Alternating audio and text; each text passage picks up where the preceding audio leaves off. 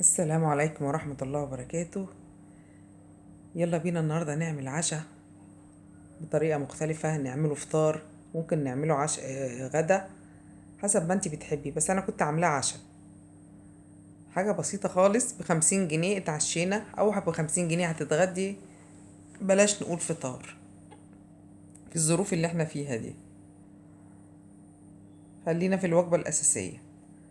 احنا النهاردة معانا جلاش، بس بقى لا لحمة بقى ولا فراخ ولا الكلام الفاضي ده كله، احنا بالجبنات كده.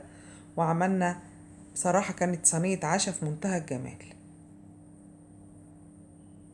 بصوا بقى القرمشة من فوق ومن تحت، بوريكم انا هي سخنة. طبعا انا مش عارفة اقطعها لكم، ومش عارفة لان كان الاولاد قاعدين عايزين يتعشوا، يعني انا مش عارفة نوريكم الوصفة صح. بس في الاخر يعني طلعت صينية في منتهى الجمال وطعمها جميل واقتصادي وموفرة، ب50 جنيه واحنا قاعدين كده. عملناها، هي كانت غدا وعشاء يعني، كانت بعد المغرب. هنسمي الله. احنا معانا نص كيلو من الجلاش، هنقسمه على نصين. معانا الصينية بتاعتنا مدهونة، بتاعتنا سمنة او زيت زي ما تحبي.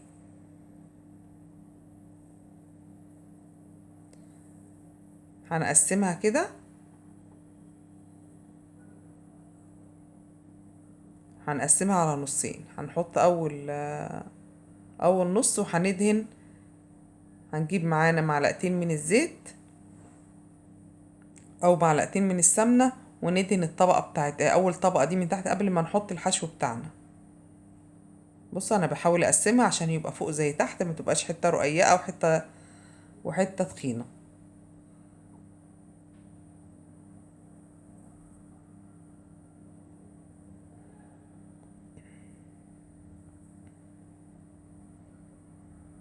بزيت عادي كده عشان تبقى مقرمشة معاكي. عملتها بزيت والله، بزيت نباتي عادي، تبقى مقرمشه معاكي وحلوه كده. لان الحشوات اللي انا بعملها او الجبن دي بتطري الجلاش مع اللبن والبيض اللي احنا هنحطه، عشان ما تبقاش طريه ازيد من اللازم، وتبقى يعني ما تعرفيش تاكليها، تبقى كشه كده. احنا معانا الحشو بتاعنا عباره عن 10، جبت ب10 جنيه موتزاريلا، ب10 جنيه شيدر مبشور، ب10 جنيه لانشون.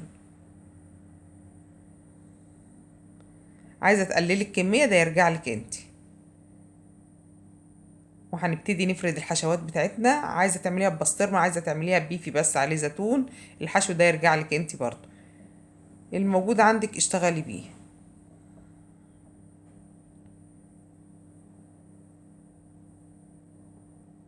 هنبتدي كده نقسم الجبنة بتاعتنا. احنا كده حطينا الموتزاريلا اول حاجة، وبعد كده حطينا الشيدر. هنحط البيفي او اللانشون بتاعنا او البسطرمة، فراخ بايتة عندك مثلا، متلجة، لحمة باردة، قطعي اي حاجة وحطيها في الحشوات دي عندك.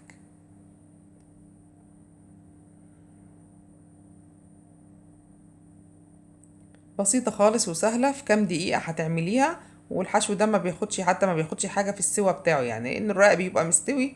والحشوات دي جبن يا دوب، هي عايزة بس ايه، صهد الفرن كده تسيحها معاكي. هنقفلها كده عشان نقلب التانية عليها، ما تبقاش فيها حاجة، عشان لما نحط اللبن والبيض ما تبقاش مفرغة وتتفتح مننا بعد ما تستوي. على قد ما تقدري هتتك عليها وتكتميها جامد.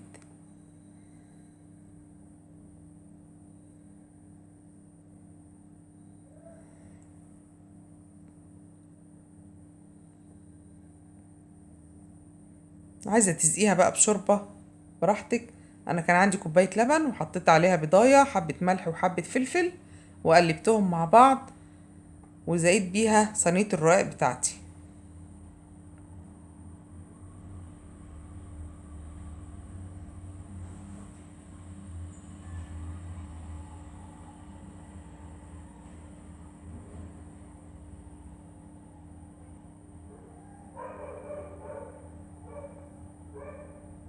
حطينا البيضة بتاعتنا، هنبتدي نقلبها مع شوية الملح والفلفل.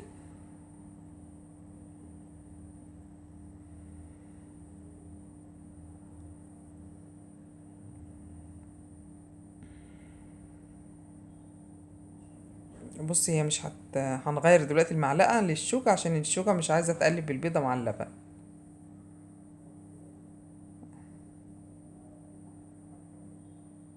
وحطينا عليها معلقتين من الزيت اللي هي الباقي من الزيت اللي احنا غلفنا بيه اول طبقة من الجلاش بتاعنا او من الرقاق بتاعنا. وهنبتدي نسقي بيها الصينية بتاعتنا كده، وبعد كده نقطعها عشان الحشو عشان السائل اللبن مع البيض يخش جوه الحشو من جوه، جوه الرقاق من جوه، يعني يبقى كله، يعني هتبقى لا هي طرية ولا هتبقى ناشفة جامد، هتبقى حلوة مقرمشة كده وسط، هنعرف ان هتعرفي تاكليها.